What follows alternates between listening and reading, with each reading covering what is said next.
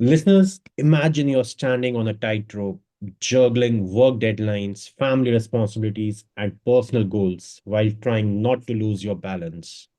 I believe that's most of us towards the end of our work day, which often is filled with unprecedented stress and anxiety. And as we all have evolved over the last 4 years, we have realized that stress and anxiety have become a silent epidemic, which have sneaked into our lives, affecting how we think, act, or how we feel.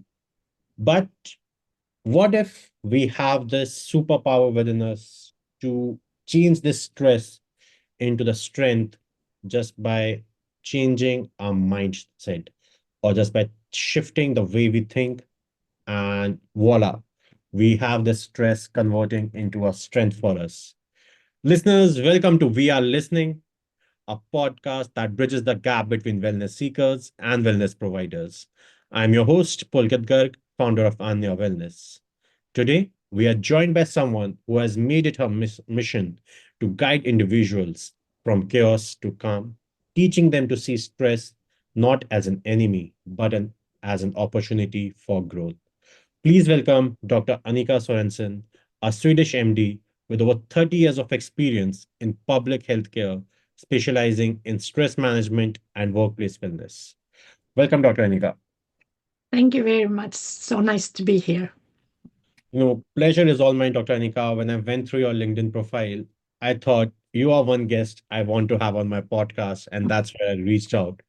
Before we dive into our conversation, why don't you share your journey of, 30 years with us and some anecdotes from the journey that makes you enjoy your day, the work that you do every day? Well, I work as a family practitioner and also as a stress management mentor today. It hasn't always been like that. I had a tough time to get into med school because Mhm. my grades were not enough. So I had to fight my way in, got in, and I found this is where I want to be because I'm a scientist person and I'm a person, if you Oh, can call it that. I love to help and to be to guide and show what I have found in life.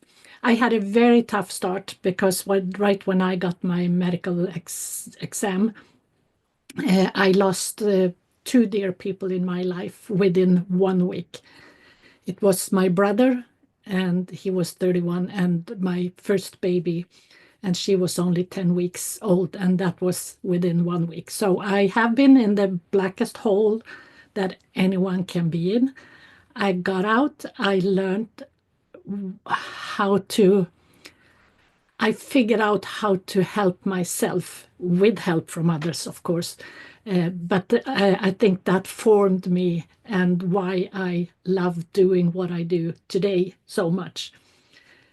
Because I learned we have all the power within ourselves and we just have to figure out ways to use that. So that's what I did. I have, we got three more today, grown up, beautiful girls, ladies, and we have two grandchildren too, and one on the way. So I am extremely lucky, even though it was a rough start. And I've been working in the healthcare, meeting with thousands and thousands of people, and realizing that 80, 85, maybe even 90% of what we what they come for is from our lifestyle, how we live today. And that when things got a little bit tougher, when my three girls were teenagers and I worked full time as a doctor, life was kind of rough. And that's when I started to look more into what is stress, why do we why do we function as we do, and what did I do back then to help myself, and so how does it all come together? so that's when I started to study more about stress and to craft my company and to have both routes go ongoing. And because I don't want to leave the healthcare either, because I love to meet the patients and to have these conversations and see how life is. And it helps me to kind of be not to just be in what I think, but to see how the world is outside. And when you're in primary care, you meet people from all over the globe because we have a lot of immigrants and we meet people from other places. And you meet all ages, from the little babies to the old ones. And you meet all genders, all colors, all beliefs, everything. And I think that is so much fun, and it helps me to be a more humble person and to understand why things are as they are and not judge that much. So I guess that's a summary of where I am today.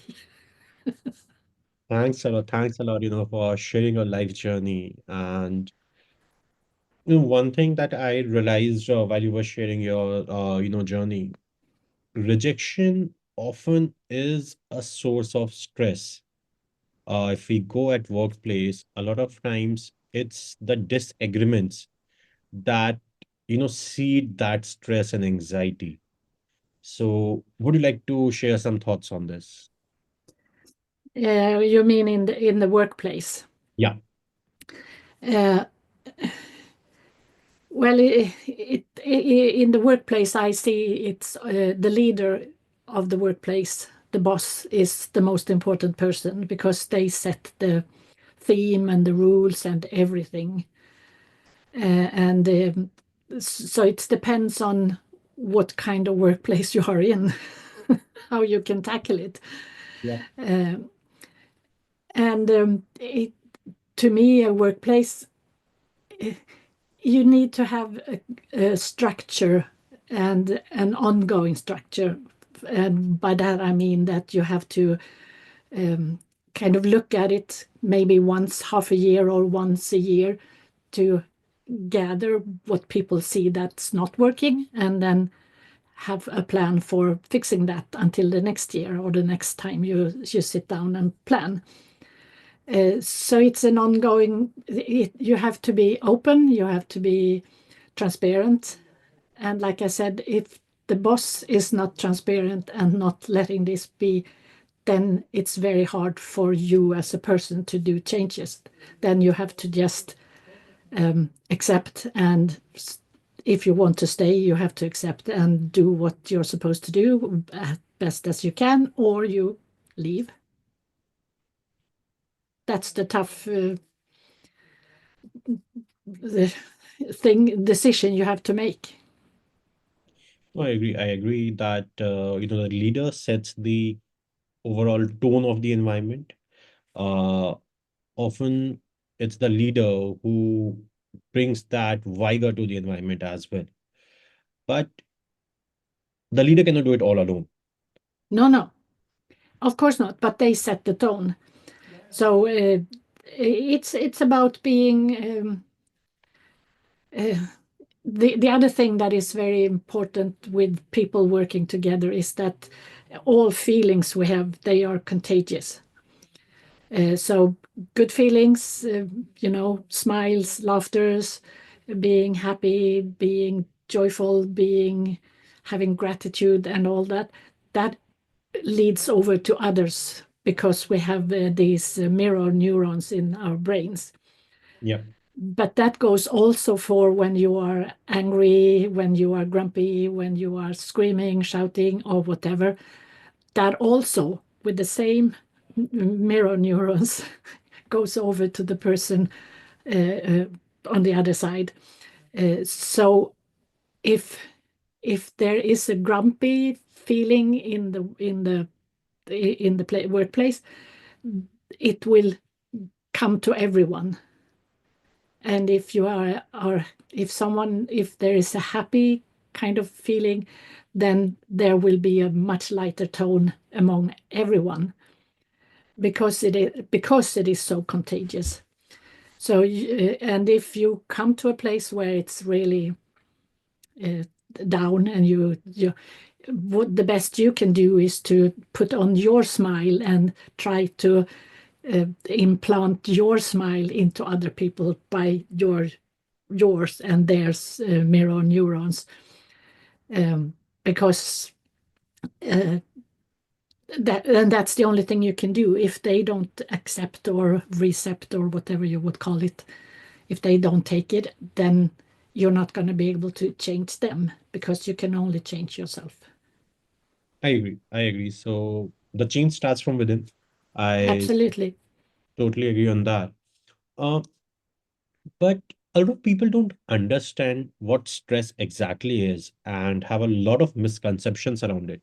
So can you Mhm. shed some light on the most common misconceptions about stress out there? I would say that the biggest misconception about what stress is that you plant it outside yourself. It is what's going on out there that's the stress for people. That's what they say is it's their fault. It's somebody else's. It's whatever outside. I have too much to do. The list is too long, and all that. Those are only symptoms. Because stress in itself is the feeling that you have inside by the the ancient system that we got when we became people, persons or human beings, uh, say 200,000 years ago.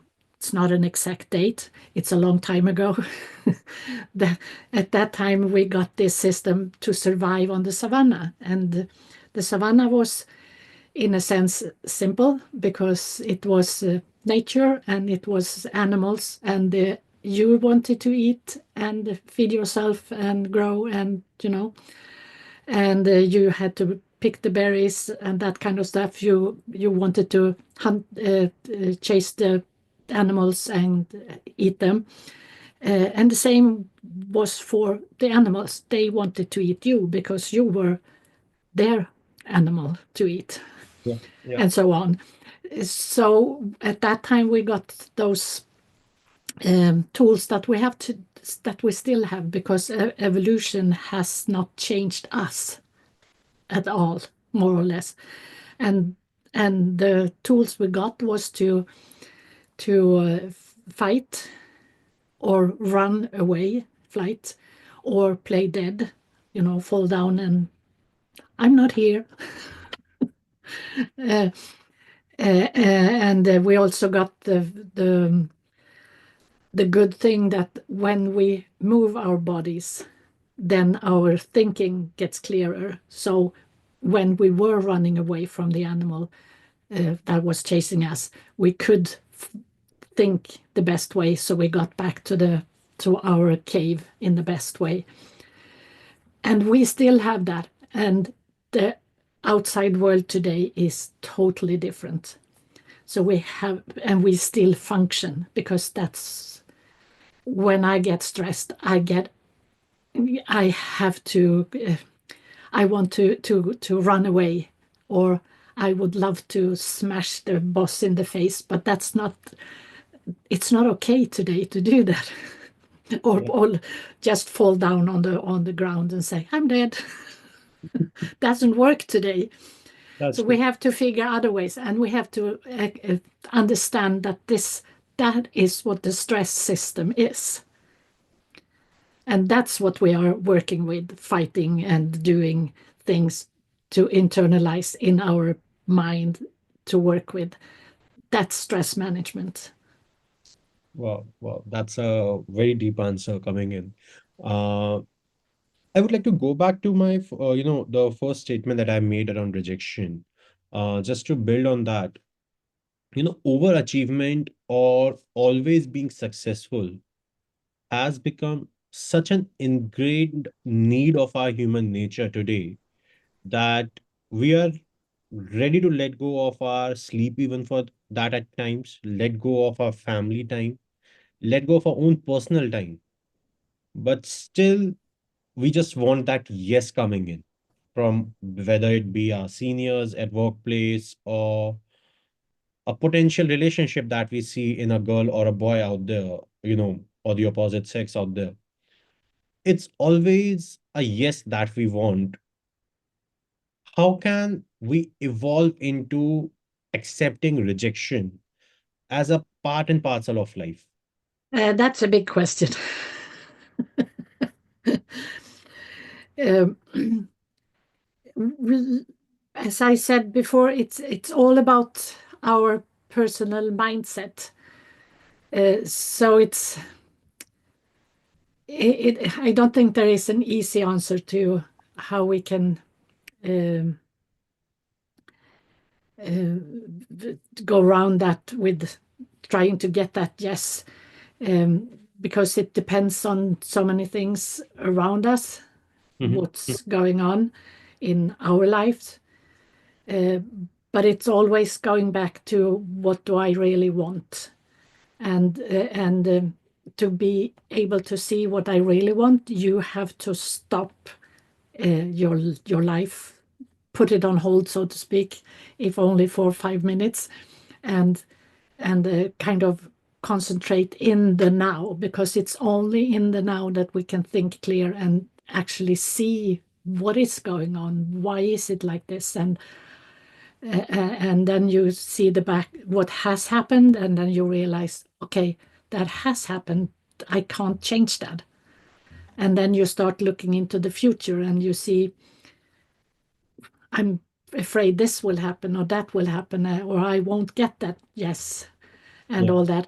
And most of the things that you see, that you fear will not happen, will that you fear will happen, it will not happen, because most of those things are part of your brain uh, thinking. And most of the things that will happen, you can't even think of. You can't even figure it out. So it's not, it's it's no really use in trying to figure out what the future will be. You can have a goal and you can aim for that and you can work towards it. But to see what's going to be come up, you really can't do that. The only place you can see things as they are, it's in the now. I know this is a little, um, what do you say, fluffy answer, but it's really not very easy to. It's not easy to get a very straight line on this, because it depends on so many things. I totally agree. I totally agree. And I'm in sync with you, Dr. Inika, on this because human psychology in itself is a very complex topic out there. It's highly subjective. And understanding how to accept rejection, I believe it's going to be a complex thing. But yes, I really appreciate that statement that you made, that you need to put your life on hold and Hmm. then reflect back what you actually need. And Yeah. something over the years, I'm still working on it. I'm not, 100% there. I would say probably 30 or 40% I'm there, where over the last 3, 4 years, I've started to get into a zone where I say that, okay, I'm going to be doing my bit. I'm going to give my 110% of it. I'm not going to get impacted with the results that's going to be there. So I'm going to be enjoying the journey. I'm going to be upskilling myself while I'm on that Yeah. journey. And at times, like 4 out of 10 times, yes, I'm able to stay contented irrespective of the outcome. There's still 60% of the work I have to do, but Hmm. 40% of the times now the outcomes don't really matter.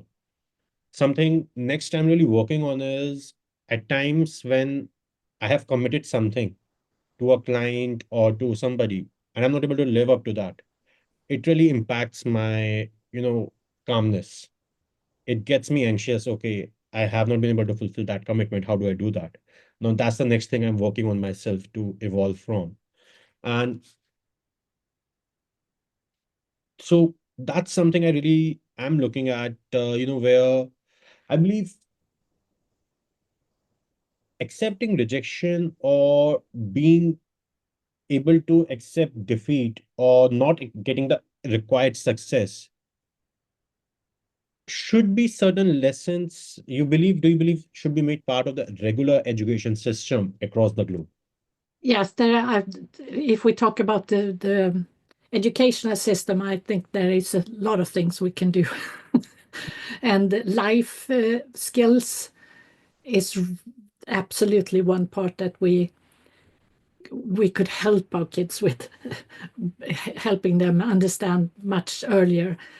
Because kids, when they are really small, they are very wise from their perspective. And then we kind of put them into a system where they are taught all these things, that the rules you can't, you can, you have to, and all those things. And after a while, they are tamed animals. That's Uh, true.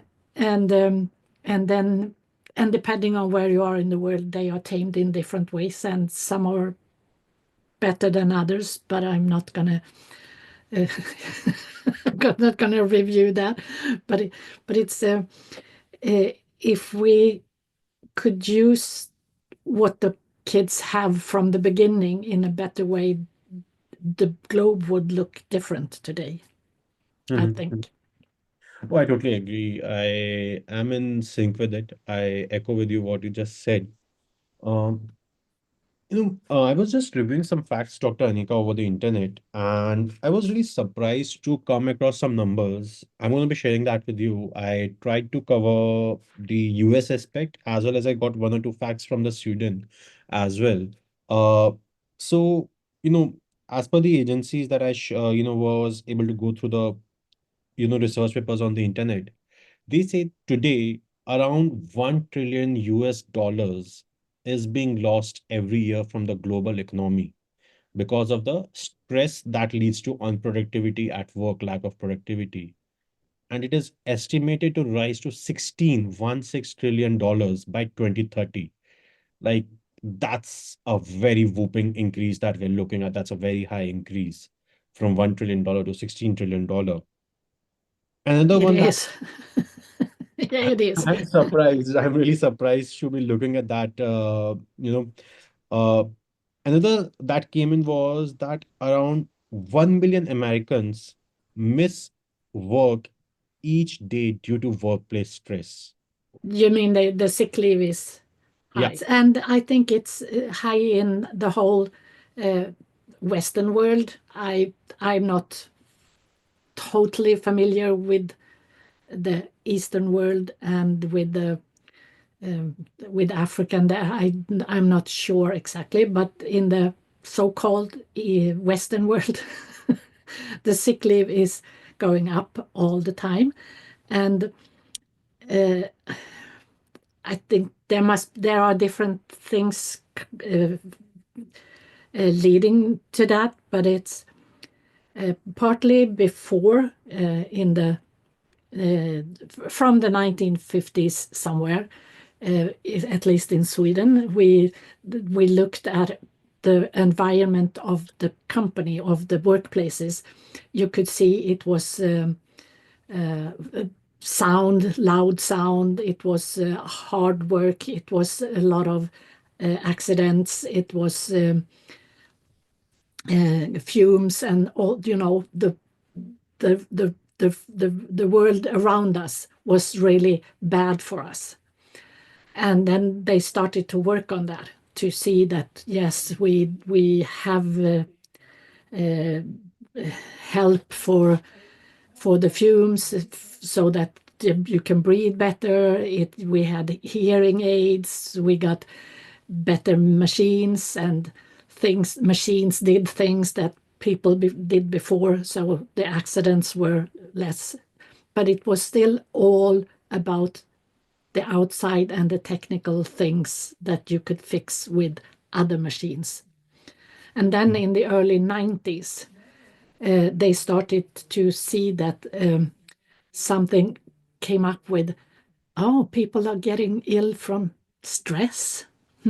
What can that be? And they started to see that the workplaces, okay, yes, people were working by the computers because they were getting more common and all that kind of things. So they started to change. Uh, is they when people working on computers, for example, when they started to get ill from stress, they thought they fixed the so that you could have a table that could raise and sink, so you could stand up or you could sit down. It was how far away is the computer from where you are? Can you get new glasses so that you can see exactly what it is? Still focusing on the outside, things you could fix on the outside. And still, that didn't help because it was an inside problem with people. Yeah. And that took a long time to understand. And I think that started to kind of grow in the society outside or in that world in the early 20, what do you say, in the early 2000s kind of years. And now we are 2024. Yeah. And in Sweden, they changed because of getting higher and higher. They changed the rules in 2016 in hope of getting it to slow down. It hasn't, because the world outside us is moving faster and faster and faster, and we have there has been so many economic things in the business world, and we are global, and um, uh, there are people are trying to get money in all different ways, and it's just getting worse. And in a way, the workplace environment has collapsed in that sense in so many places, and that's one of the reasons why we have so much more stress related sick leave, I think. That So was a long answer. no, no, surely, surely. I was more than happy to get the insights because I would like to discuss some of the statistics, I was able to find for Sweden as well. But before that, I would like to have a reflection or a contrast between the Swedish workplace and the India's workplace. Yeah. Uh, so I will share what happens in India today and would really like to hear how a usual workplace in Sweden would look like. And a lot of things I have heard about Sweden, Finland, and Norway, the Scandinavian belt primarily, has been in really high regards to the happiness index. Yeah, we are the happiest, the fourth happiest right now. Yep, yep, yep. But the statistics I found, they really worry me out. So I would like to hear your perspective on that. But yeah, a usual work day at any Indian corporate would start somewhere around, let's say, 9:30 or 10 in the morning. And as per the work agreements that everybody signs, it should end by 6, but it often extends beyond 9 p.m. as well. So the juniors, be it seniors, and as you grow up in the seniority, the number of working hours, it's indefinite. There is no end to it. And there's no very clear boundary between work-life balance or what's your professional life or what's your personal life. While there are a lot of discussions and some amazing conversations happening out there by the stalwarts in the industry, but the implementation seems to be at a very distant place. Some organizations, yes, have brought that into practice, but still, because I remember having a discussion, so in Anya Wellness, we used to focus on corporate wellness as one of our offering. 2 years back, now we have condensed it down into this podcast that I, really love, enjoy doing. Uh, I remember in HR, the human resource manager talking to me and saying that, Pulkit, we recently had an incident on one of our floors in one of our major metro cities where the employee broke down on the floor itself. She started crying. What's the workaround? The first question I asked them was, what are your usual working hours? for the junior staff, and he very outrightly said 14 to 16 hours. I just asked them one thing: reduce this 14 to 16 hours to, let's say, 10 hours or 11 hours. You would not need me. You would not need my services. And I'm saying you right up front. I'm more than happy to let go of this contract, 4,000 employees, just reduce the working hours. Their lives will become much better. But the expression on the HR's face was very different because he also knew, and I also knew that that's never going to happen. So that's a very scary scenario to be in where you are seeing the problem, screaming in your face, but you're not ready to take the steps to resolve it. Mhm. And even with pandemic coming in, the work from home culture coming in, that line has become even more blurred uh, than it was before COVID. So how is it? How does this contrast to a workplace in Sweden? It's a big contrast. First of all, we are 10 million people altogether. Okay, so You are kind of more. that is the population of, I would say, the city when I'm living that has more population than that. Yeah, we are 10 million people. We have the general work hours is either from 8 or from 9, depending on different companies, and until 5. And that's the end hour. 6 Okay. sometimes for most people. That's the ordinary work. Today, of course, yes, it has changed a little with the pandemic and all working from home, and you have the computers, you have the phone, and you're always reachable, kind of. So it has changed. And also, if you are higher up in the hierarchy and you are like bosses, and the higher you are, the more, of course, you work uh, maybe later hours, and you have meetings, or you have dinner meetings with people in the evenings and so on. But I don't think there are many people working 12 hours every day, more or less every day. And then we also have this with, I mean, people get children, and we have you can stay home with your child for 1 year, Wow. paid by the government. It's and it's divided so that the man has to take, I think it is today, 3 months of those 12, and but he may take more, but he has to take. If he doesn't take his days, they they burn in. They are gone. But so we have a life where it's kind of, and most women work. So most kids are in daycare, and it's fairly well working, I would say. So that's yes, but we Oh, still have too many from sick leave from like 50% of the sick leave is from mental or that kind of issues. And we do have a lot of depression, and we have a lot of loneliness problems because there are so many one person what do you call it, households, okay. and that kind of brings loneliness easier. um, I guess that's how it is. I understand. I understand. But yeah, that's something I've always heard that the working hours are very clear. The boundaries are very clear around that. When if it's you're past your working hours, you can say no to the work call that's coming in. Nobody's going to question you.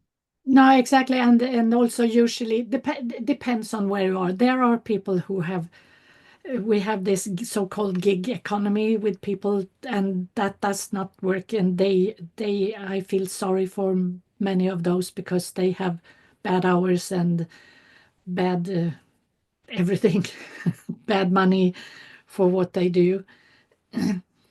Uh, but I think another thing for us being the happiest country or the happiest countries is that we have a freedom that I think that many other countries don't have in general. And we have the security. If I get ill, I am taken care of in the hospital, even if there are things, a lot of things that I could complain about in our healthcare. But if I get really ill, I get in there. I'm not bankrupt because I get in there because it's paid by the system. I have paid that by my tax or somebody else's tax.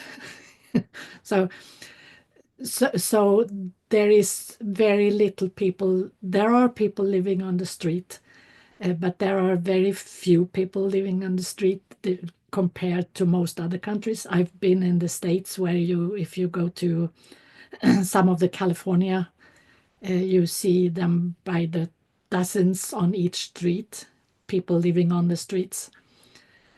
So we are fairly well taken care of, and that's a good thing. The problem with that is that people get used to be taken care of so that they take it for granted. And I think that is one reason that people get stressed today, because they take too much for granted, because they are not used to fixing it themselves, or bear with me kind of ways of handling things. They want it fixed now Yeah, because we are told that the society takes care of us. I So understand. I mean, it's complex. It's complex for you, and it's complex for us. No, no, I totally agree. I understand, and I really, appreciate the fact of the contrast that's there. But yes, being acceptive of the point that yes, however the good the system is, there are always going to be complaints that we Yeah. as humans are going to have, and we are always going to be expecting more to be coming our way. But you as you shared about the demographics of Sweden, I was also thinking that society has a very crucial role to play in the way we manifest stress and anxiety in our lives. Uh, Often I find that even while growing up, I have myself experienced it.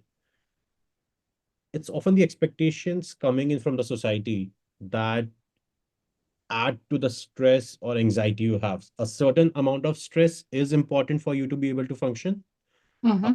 If I'm not wrong in saying this, in my from my previous discussions, I believe a certain amount of uh, anxiety and stress is required for us to be at our best. But with additional expectations coming onto us, that crosses Yes, that threshold levels, and it then gets into the negative zone. absolutely.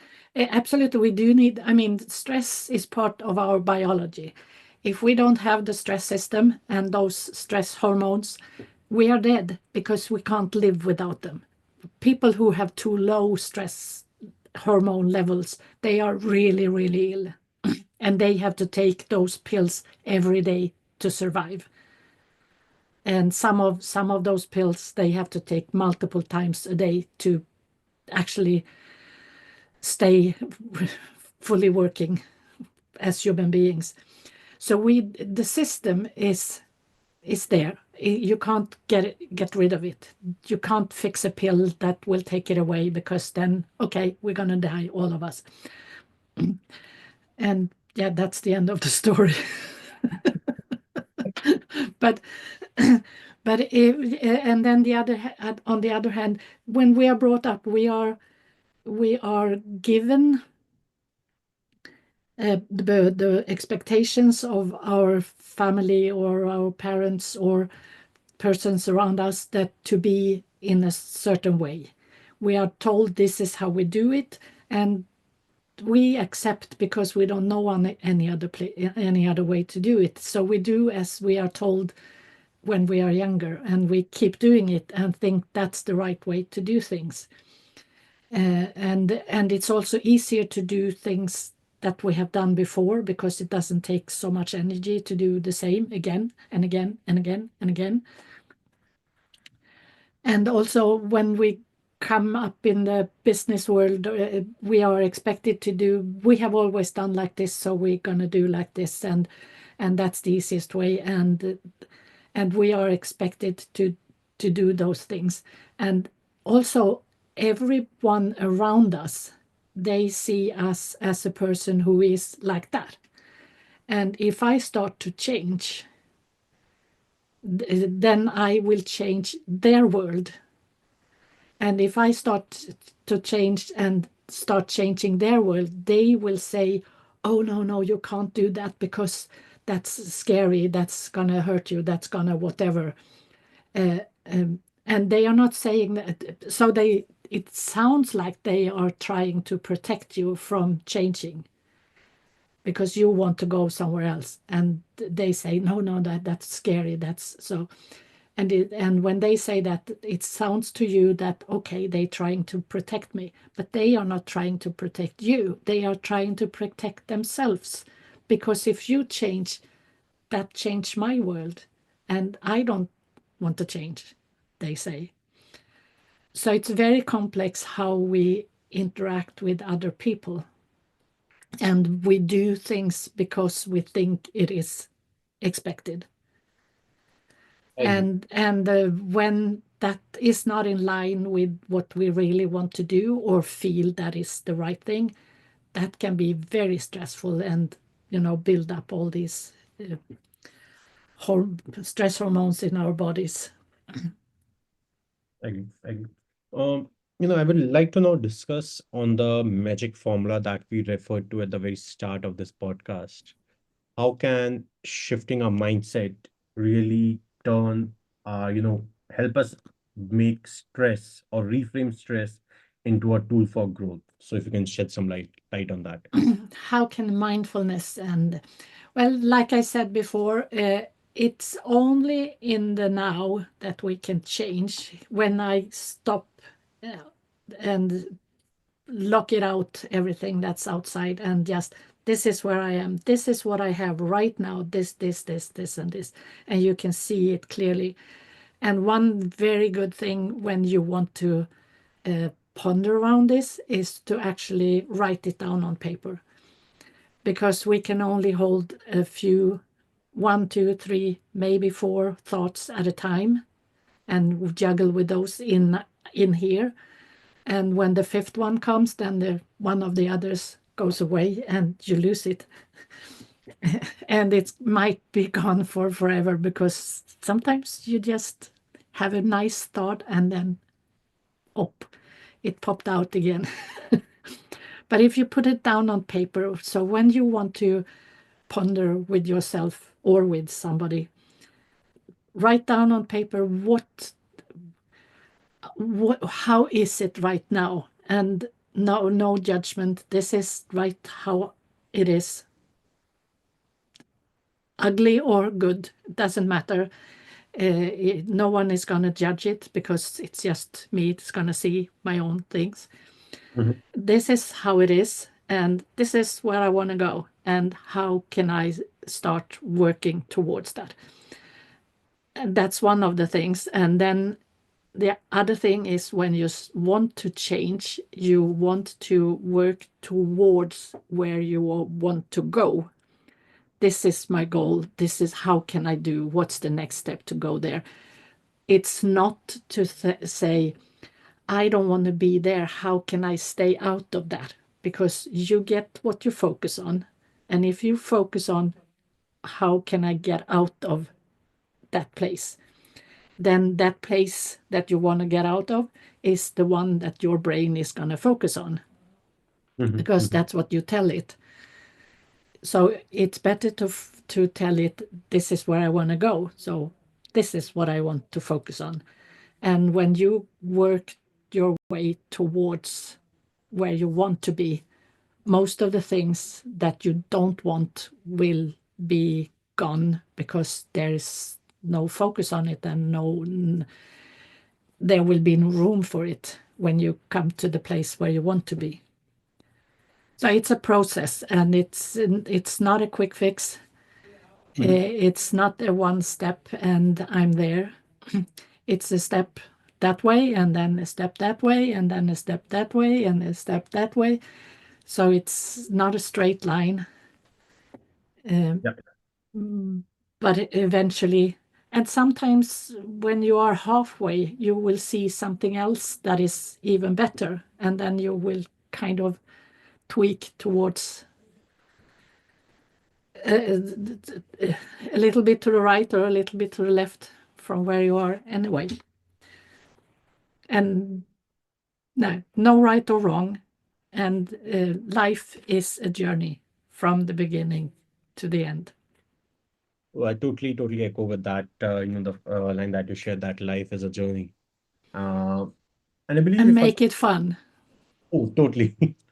And if a lot of people, started implementing that or aligning with it, I believe that stress would be a story of yesterday. Uh, I know that's a big statement to make, but I hope that comes true someday. And I think that when you really start to work in line with what you want, then all those things that are stressful, they will pop up, they will be there around you, but they will be like, okay, I have to accept it for the moment, but I'm not going to dig into it. So it's going to be gone the next day or the next week or whatever. And this is what I'm going to focus on. So, um, and then comes something else that you don't want, and you just say, okay, it's right there. I have to fix this, whatever it is. And then I'm going to go back on my journey. But you have to be clear on, you have to have some kind of where you are heading. That's true. That's true. Um, Dr. Anika, would it be possible to share a success story of a client, who transformed his or her life by changing their perspective on stress?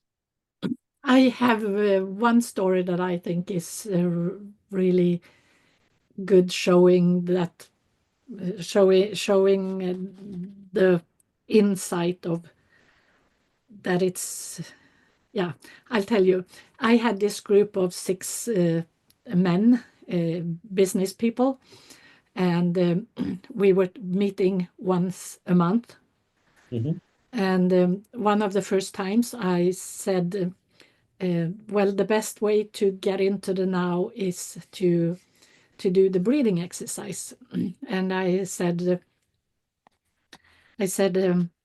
I'm gonna teach you something that you you can do that's very easy, and it's always there, and so on. And this one man, he said, oh, I'm not gonna do that. Whoa, whoa. Don't try it with me. And I asked him, well, don't you breathe normally? Of course I do, angry. This lady is not going to tell me. And I said, yes, well, I just want you to use that as a tool, not just as ordinary breathing, but you can use it as a tool because you need tools in your life to have a good life. And he grunted and I'm not going to do that and so on. So, but anyway, we did do the deep breath a couple of times in the group. The other five said nothing. They just did what I said. They didn't argue against him or with me or against me or anything. But this man, he was like, no, I'm not going to do that. Okay. And then we met a month later, and this man took, took me to the side, and he said, Uh, well, I must tell you that it does work. Okay, what does work? Well, I have tried to, I did that breathing things that you taught us last week. Well, I didn't do it in public, but in my room and behind closed doors and, that kind of thing. I tested it out and I realized it does help to kind of settle the mind and be a little bit calmer and feel a little bit better. So I've been practicing behind doors, of course. And so I wanted to tell you so that you know. And Oh, I think that is very representative of a higher up business people, especially in the Western world, because it has this air of being whoa whoa no, can't really function, and they are breathing. I mean, breathing. That's just what we need to do to get air. it can't be that easy. It can't be that easy, exactly. And I also I talk about the breathing, and I talk about mini meditation where you kind of sit down and close your eyes and say a kind word for a while to yourself, and all those kind sort of things. They are free.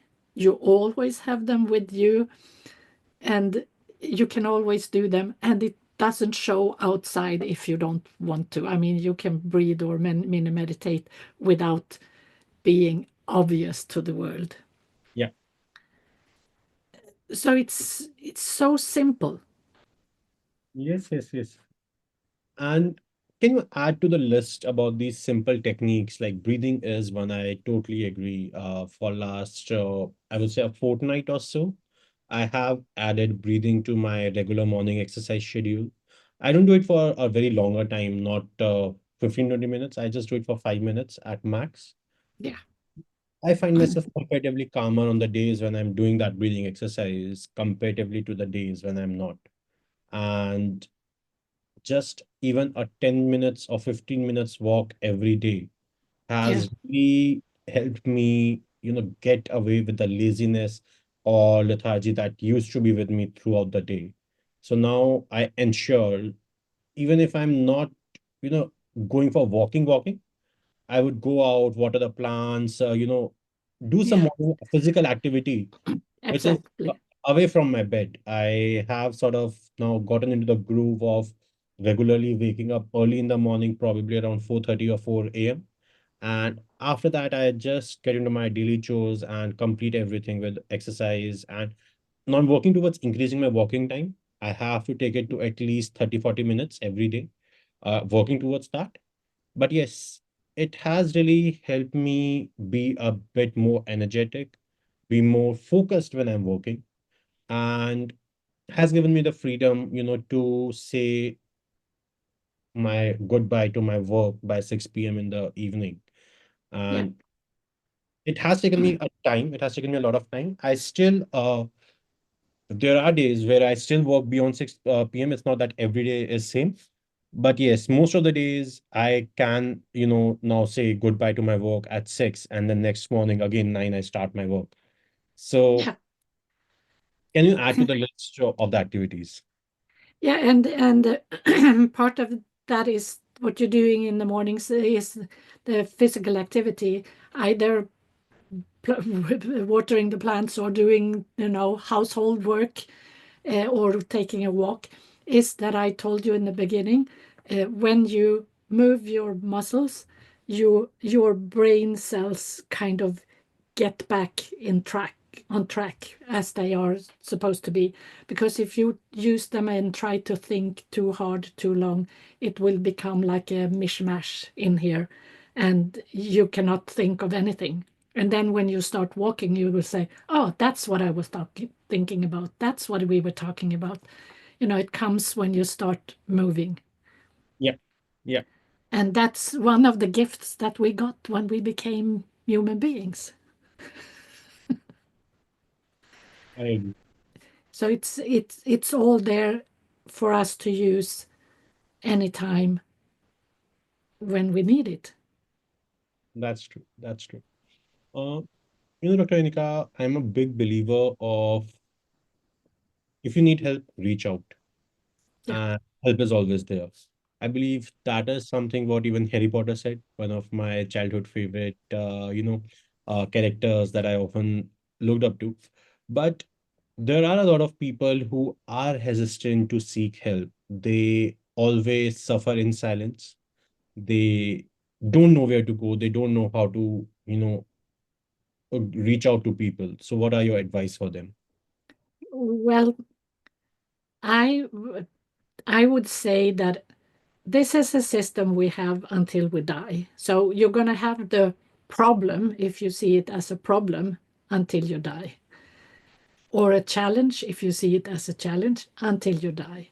So in my world, it's much better to start taking care of things that you kind of feel needs taking care of as early as possible, because then you can, with the easiest way, change it and come on track and have a great time all the way until you die, because it is going to be there until you die. So my advice is to actually sit down and you can write it down on paper. What do I really want? Do I really want to stay here in this world? Then do nothing. If I want something different, I need to change. If I do the same, I will get the same result. If I want something else, I need to change. And if I want to change and it's hard to do by yourself, then go grab someone's hand. Help is just, you need to ask. It's just that one ask Yeah, away. absolutely. And if you ask and you feel that this was not what I wanted, then fine, then you can find something else, Yep, because there is help for you too, even if the first one doesn't fit. I agree. I agree. It's the same with, like, with everything. If I want to eat something and I take something and I don't like it, I don't have to eat it all. I can go get something else. I agree. I totally am in alignment with that. Dr. Anika, in the interest of time, any final thoughts you would like to share with our listeners before we wrap up this conversation? Well, what I would say is don't complicate things, because the basics in stress management is really easy, because it's all in here and it's all about mindset. And then you can complicate it with all different kinds of things, but it's, in a sense, it's very easy. It is when I have more to do than that I can care for, and then my stress system starts ticking hormones, and then I need to take that break. So take a break often, and if you need to, take a piece of paper and write down what you think, because that's going to help your brain to kind of walk towards what you really want. Well, Something like that. I totally agree with you. And over the years, or I would say over the last few months, I have been able to make myself not feel guilty when taking a break. So I guess the overachieving workplace culture has needs to work on that as well. Yeah, because if you take a break, your mind will reset and you will work more effectively. You'd make more faults when you just keep working. So Yeah, taking a break is key. that's And true. if you have the time to walk around the block, do that, because that's also gonna make you more efficient. Thanks a lot, Dr. Anika, for Thank you. lighting discussion. Thanks a lot. Thank you. To all our listeners, remember that stress is not the villain. It's a reaction to it that shapes our reality. If you have ever felt weighed down by stress or have questions you are hesitant to voice, we encourage you to share your worries, triggers, or thoughts anonymously on a mental health platform. That's called We Are Listening. That's where the inspiration to start this podcast came in from. You will find the link in the description below. And let's start a dialogue, seek solutions, and build a happier, healthier world together. Until next time, stay calm, stay mindful, and remember, we are always listening. Thank you.